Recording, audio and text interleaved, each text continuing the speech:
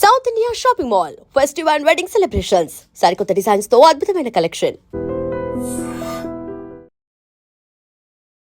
Education and employment కు మాత్రమే వర్తిస్తాయా? బీసీలకు 42% రిజర్వేషన్ కల్పించినటువంటి రాష్ట్ర ప్రభుత్వం మీద హైకోర్టు ఒక స్టే విధించింది. ఎన్నికలు పోస్ట్పోన్ అయ్యాయి. యాక్చువల్ గా రాజ్యాంగం ఏం చెప్పింది, రాజకీయాలకు సంబంధించి ఏముంది అందులో? మనతో పాటుగా ఉన్నారు సీనియర్ జర్నలిస్ట్ సురేష్ కొచ్చారి గారు. సార్ నమస్తే.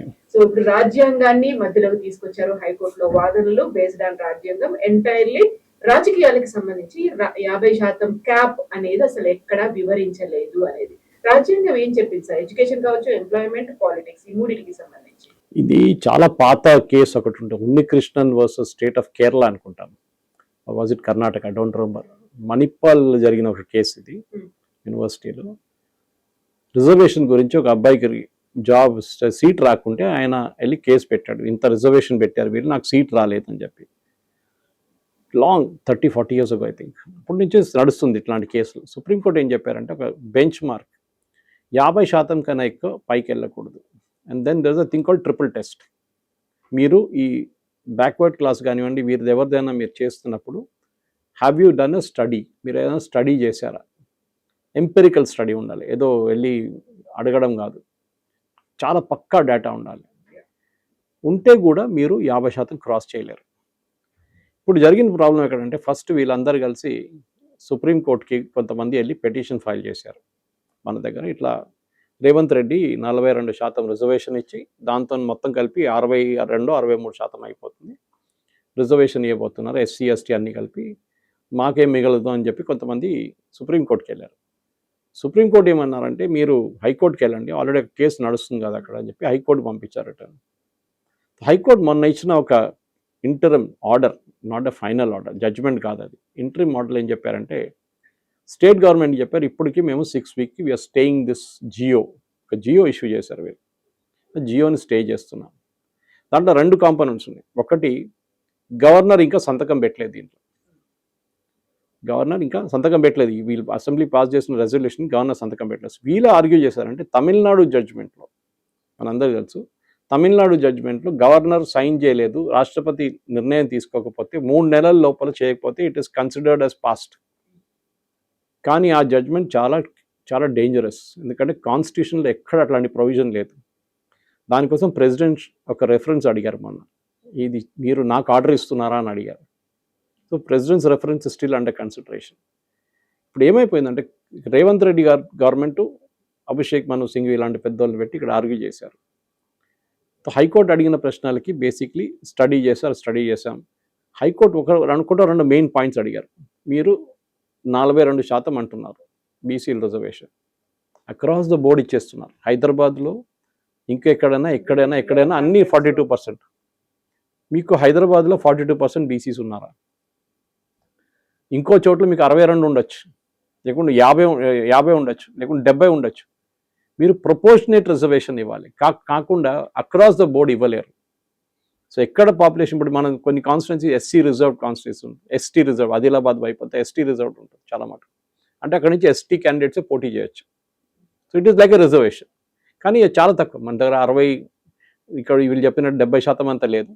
దే హ్యావ్ మినిమం నెంబర్ పెట్టి వాళ్ళు అన్ని లోక్సభ కానీ అసెంబ్లీ పెట్టుకుంటారు. సో దీంట్లో ఫస్ట్ స్టే దాని మీద వచ్చింది, దట్ ఈస్ మీ జియోని మేము స్టే చేస్తున్నాం. ప్రాబ్లం ఎక్కడ వచ్చిందంటే, వీళ్ళు ఎలక్షన్ ఎట్లా నడిపించాలని చెప్పి రాత్రికి రాత్రి జియో ఇష్యూ చేయించారు. ఆ జియో స్టే చేశారు. 2 జియోలు ఉండేది. ఇంకోటి ఏంటంటే, తమిళనాడు జడ్జ్మెంట్లో సంతకం పెట్టకపోతే కూడా అది లా అయిపోయిందని చెప్పి మాకు కూడా అదే సేమ్ వర్తిస్తుందని చెప్పి వీళ్ళు ఆర్గ్యూ చేశారు. వీళ్ళు మర్చిపోయారు ఏంటంటే, even I found it very surprising, హైకోర్టులో అది ఆర్గ్యూ చేయలేదు ఎవరు. కేరళ గవర్నమెంటు దాని తర్వాత ఒక వారం తర్వాత, I think it was KK Venugopal who was arguing in the Supreme Court for Kerala government. మాకు తమిళనాడు గవర్నమెంట్ జడ్జ్మెంట్ మీరు ఇచ్చారు కదా, మాకు కూడా అదే ఉంది. మా ప్రాబ్లం ఆరిఫ్ మొహమ్మద్ ఖాన్ నుంచి ఇప్పుడున్న ఆశ్రేకర్ గారి దాకా సంతకం పెట్టట్లేదు. 6 నెలలు సంవత్సరం పాత బిల్స్ పడి ఉన్నాయి, కొన్ని ప్రెసిడెంట్ దగ్గరికి వెళ్ళినాయి, మాది కూడా అన్ని పాస్ అయిపోయిందని చెప్పేసి ఏంటంటే సుప్రీంకోర్టు సెడ్ నో.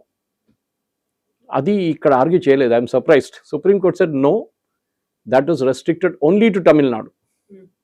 ఆ పర్టికులర్ కేసులో జరిగింది అది. మేము అక్రాస్ ద బోర్డ్ ఇవ్వలేదు, చెప్పాము there has to be 3 month deadline, లేకుంటే some deadline has to be there అని చెప్పారు. మీరు కంటిన్యూస్గా మీరు ఆపెట్టలేరు బిల్స్ని, మొత్తం అడ్మినిస్ట్రేషన్ ఆగిపోతుంది, స్టేట్ గవర్నమెంట్ ఆగిపోతారు, వాళ్ళు ఏం చేయలేరు మీరు సంతకం పెట్టకపోతే. సో ఒక డెడ్ లైన్ ఇచ్చారు. కానీ ఇప్పుడు deadline is under question presidential రెఫరెన్స్లో. యాక్చువల్లీ మోదీ గవర్నమెంట్ దీన్ని ఛాలెంజ్ చేయాలంటే అది ఎందుకు ఛాలెంజ్ చేయాలి నాకు కూడా అర్థం కాలేదు. అంటే either review petition or a bigger bench. ఎందుకంటే ఒక రాష్ట్రపతినో ఒక గవర్నర్ని ఒక supreme court cannot give order. Justice Pardiwala కానీ ఎవరైనా చేయొచ్చు అది. They cannot give order to a governor saying you have to sign it. ఎందుకంటే దీంట్లో రెండు మూడు ఉంటాయి. ఒకసారి అసెంబ్లీ పాస్ చేసిన రెజల్యూషన్ సైన్ చేయకపోతే the governor can send it back to the assembly, ఇది నేను సంతకం పెట్టను అని చెప్పి. వాళ్ళు ఇంకోసారి పని చేస్తే governor has to sign it. అదొక పాత రూల్ ఉంది మన దగ్గర. కానీ అది ఒకవైపు ఏది మన రాజ్యాంగం మీరు అడిగారు కదా, సంతకం పెట్టకపోతే కూడా ఇట్ ఈస్ కన్సిడర్డ్ ఎ లా అని చెప్పారు. మీరు ఇష్యూ చేశారు ఆ జియో, ఒక జియో నోటిఫికేషన్ ఇష్యూ చేసేసారు, జియో ఇచ్చేసారు, ఆ జియోని స్టే చేశారు. రెండవది ఈ ఎలక్షన్ నోటిఫికేషన్ కూడా ఇష్యూ చేసేసారు రాత్రికి రాత్రి. ఎందుకంటే ఎట్లానే జడ్జ్మెంట్ వచ్చే ముందు ఒకసారి అనౌన్స్ చేసేస్తే సుప్రీంకోర్టు పాత రూలింగ్స్ ఉన్నాయి, ఒకసారి ఎలక్షన్ ప్రాసెస్ స్టార్ట్ అయితే దాన్ని ఎవరు స్టే చేయరు అని. కానీ చేశారు. ఎలక్షన్ స్టే చేయకుండా వీళ్ళు చేశారంటే ఈ ఫస్ట్ 50% స్టే చేసేసారు. ఫస్ట్ ఇది 42% నుంచి పెరిగి అబోవ్ 50% వెళ్ళిందని చెప్పి అది నెక్స్ట్ డే వచ్చింది ఆ జడ్జ్మెంట్ డీటెయిల్స్. ఫస్ట్ డే ఇక్కడ అన్ని టెలివిజన్ ఛానల్స్ డిబేట్ చేసుకున్నప్పుడు ఆ 50% గురించి ఎవరు మాట్లాడలేదు. బహుశా మీకు కూడా నేను ఆ రోజు రాత్రి మెసేజ్ పెట్టాను. 50% గురించి ఎవరు మాట్లాడలేదు, which is surprising because that was the base argument that supreme court పెట్టిన 50% రిజర్వేషన్స్లో ఒక లిమిట్, మ్యాక్సిమం లిమిట్ 50%. అది ఎన్నోసార్లు రిపీట్ చేశారు సుప్రీంకోర్టు. మా దగ్గర రాకండి. వీళ్ళేమంటున్నారంటే పాత సిస్టమ్ జయలలిత టైంలో ఇప్పుడు ఒక 9th షెడ్యూల్లో తమిళనాడు రిజర్వేషన్ 69, 67 చేశారు. అప్పుడున్న గవర్నమెంట్ మీద ప్రెషర్ పెట్టి చేపించుకున్నారు. 9th షెడ్యూల్ అంటే లీగల్ ఛాలెంజ్ ఉండదు దానికి. కానీ అదే ఆ జడ్జ్మెంట్ కూడా ఇస్ ఆల్సో అండర్ ఛాలెంజ్. ఒక 2 సంవత్సరాలు 3 సంవత్సరాలు ముందు ఛాలెంజ్ చేశారు. అది ఇంకా ఉంది, సుప్రీంకోర్టు పడింది, ఇంకా డిసైడ్ చేయలేదు వాళ్ళు. మన సుప్రీంకోర్టు కదా, ఇంకొక 30 సంవత్సరాలు తీసుకుంటారు దాన్ని డిసైడ్ చేయడానికి. ఇప్పుడు ఇక్కడ రేవంత్ రెడ్డి గారి ప్రాబ్లం ఏంటంటే ఇప్పుడు ఏమంటున్నారు, మేము సుప్రీంకోర్టుకి వెళ్తా అంటున్నాం. సుప్రీంకోర్టు ఒకటే క్వశ్చన్ అడుగుతారు అభిషేక్ మను సింఘ్వి దగ్గర. కేసు హైకోర్టులో ఉంది కదా, హైకోర్టు ఏమన్నారు, 6 వారాలకి వాయిదా పడుతుంది, 4 వారాల లోపల మీరు డీటెయిల్డ్గా మీ అఫిడవిట్ ఫైల్ చేయండి. 2 weeks the given to the opposite party to file their counter affidavit. 6 weeks తర్వాత రండి. అప్పుడు సుప్రీంకోర్టుకి వెళ్తే కూడా సుప్రీంకోర్టు అదే అంటారు, మీకు ఇంత జల్ది ఎందుకు, why are you running like this, ఇన్ని రోజులు మీరు లోకల్ బాడీ ఎలక్షన్ కండక్ట్ చేయలేదు, సడన్గా ఇప్పుడు లేసారా మీరు, ఎందుకంటే మీకు రిజర్వేషన్ ఇచ్చి ఎలక్షన్ కలవాలని ట్రై చేస్తున్నారు మీరు, it will not be allowed, go back to high court అంటారు. అండ్ హైకోర్టు వచ్చిన తర్వాత హైకోర్టు మళ్ళీ అదే అడుగుతారు. మూడవది కవిత గారు, బహుశా మీ ఇంటికి వచ్చారో లేదో తెలియదు, మా ఇంటికి అయితే ఎవరు రాలేదు సర్వేకి, ఎవ్వరు రాలేదు. That means the survey was not done properly. వీరంటారు రాహుల్ గాంధీ అప్రిషియేట్ చేశారు, ఇట్లనే సర్వేలు చేయాలని చెప్పేసి. ఫస్ట్ ఫ్లా ఏంటంటే సర్వేలో ఒకరింటికి వచ్చి మీరు బీసీనా అని అడిగితే ఎస్, ఏ బీసీలో ఏ కేటగిరీ అంటే అది కేటగిరీ చెప్తారు మీరు, మీ దగ్గర ప్రూఫ్ అడగరు, మీరు చెప్పింది నిజం అని చెప్పుకొని వెళ్ళిపోతారు. అది ఎట్లా అండి, అది నేను అబద్ధం చెప్తే ఏమైపోతుంది, 1,00,000 మంది కలిసి అబద్ధం చెప్తే ఏమైపోతుంది.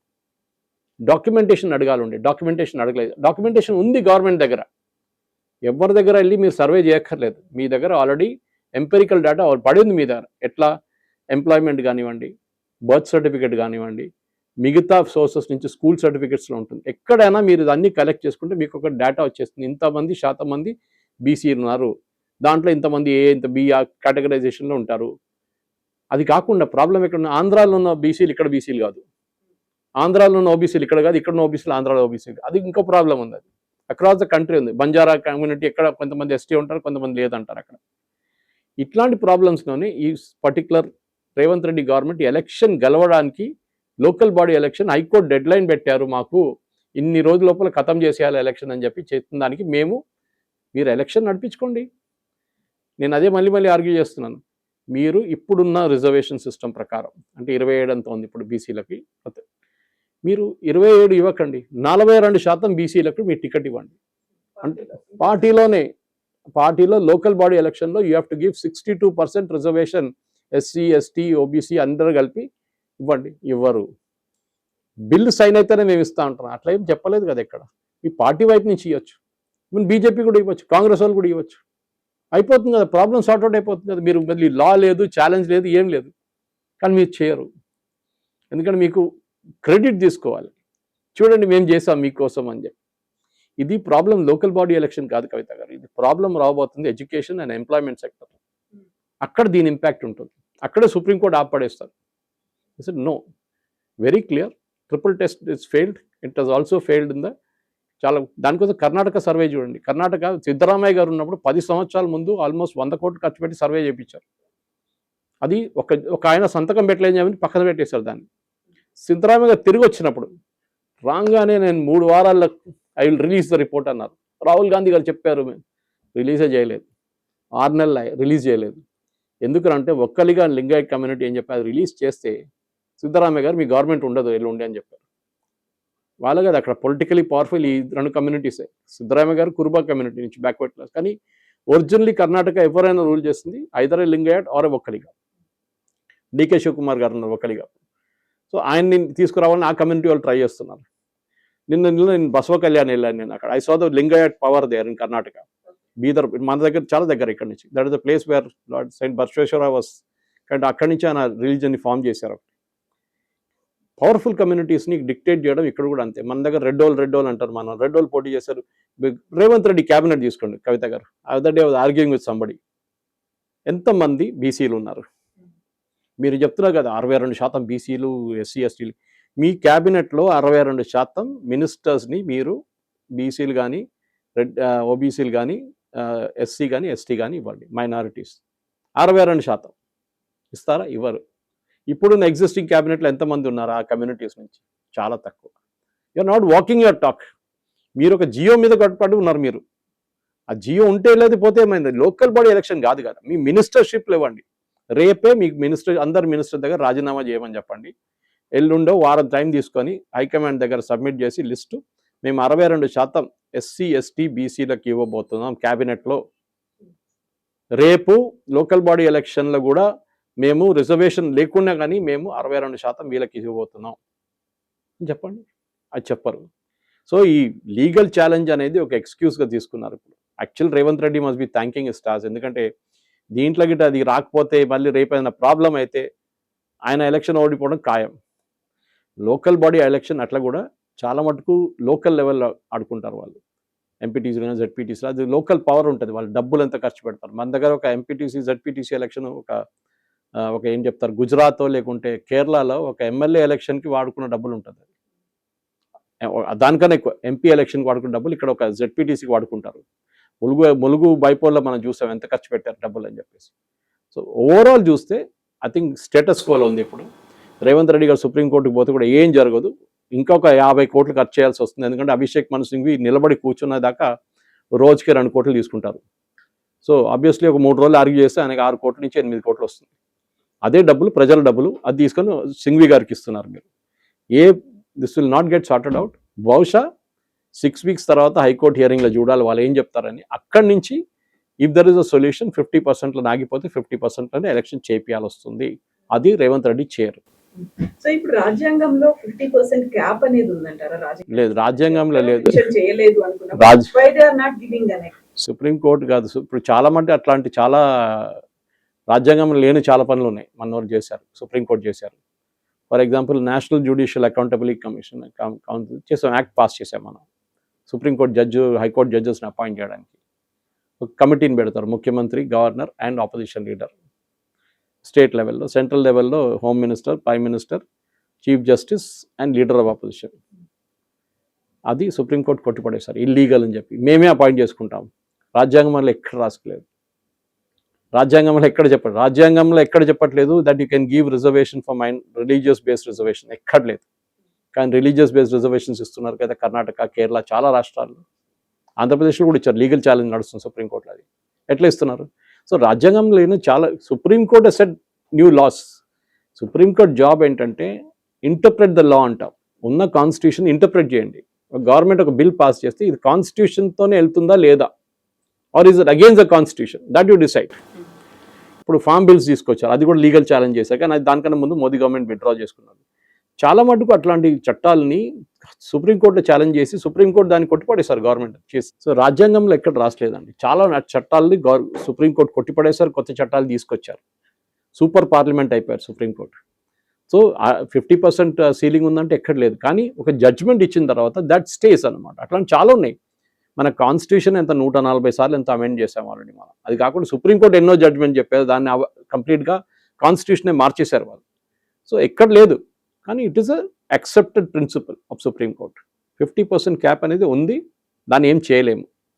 అది మీరు ఆర్గ్యూ చేయాలంటే ఎంపెరికల్ డేటా తీసుకొచ్చి, సుప్రీంకోర్టు ఎప్పుడో చెప్పారంట, మీరు ఇట్లాంటి సైంటిఫిక్గా స్టడీ చేస్తే మీ మే యాక్సెప్ట్ ఇట్ అని చెప్పారు. కానీ అది ఒక బెంచ్ చెప్పింది, ఇంకో బెంచ్ ఏమో కాదు 50%లోనే ఆగిపోతుంది అంటున్నారు. So there is no clarity on that. బహుశా ఇది కూడా 50%లోనే ఉండిపోతుంది. కానీ నేను మళ్ళీ అదే రిపీట్ చేస్తున్నాను, పార్టీ వైపు నుంచే ఈ రిజర్వేషన్ ఇవ్వండి.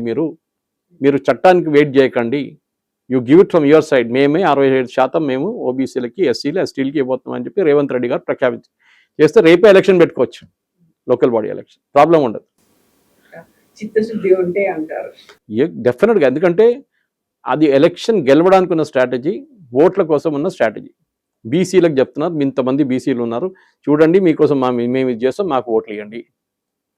కానీ అదే బీసీలో అడగాల్సింది ఏంటంటే, సరే చట్టం పక్కన పెట్టండి, మాకు మా స్టడీ ప్రకారం వచ్చిన 42% మాకు ఇవ్వండి, మీ పార్టీలో ఇవ్వండి, మీ ఎమ్మెల్యేస్కి ఇవ్వండి, మీ మినిస్టర్షిప్లో, మీ క్యాబినెట్లో కూడా 42% బీసీలు ఉండాలి. అది జరగదు. అక్కడ వచ్చినప్పుడు మొత్తం పాట మారిపోతుంది. ఇది లోకల్ బాడీ ఎలక్షన్కే, ఇది మా ఎమ్మెల్యేకి కాదు, మా ఎంపీలకు కాదు, మా క్యాబినెట్లు కాదంటారు, అది ఇంకో పాట. So that is where expose అయిపోతారు, మొత్తం గేమ్ ద్వారా ఎక్స్పోజ్ అయిపోతారు వీళ్ళు. Yes, sir. Thank you so much. Thank you very much. And for more videos, Please subscribe to iDream. Please subscribe to iDream. Please subscribe iDream. And please subscribe to iDream. For more videos, subscribe to iDream. please like, share and subscribe to the channel. Congratulations, iDream. Subscribe to iDream. Subscribe to iDream. So subscribe to iDream Media. iDream ki iDream team andarki huge congratulations. Please subscribe iDream Media. Please subscribe to iDream. Subscribe iDream. Please subscribe to iDream. iDream అంటే నా కళల channel subscribe చేసుకున్న నోరు తిరుగుతలేదు, మీరైతే గంట గుర్తు కొట్టండి. For more such videos, please subscribe to iDream.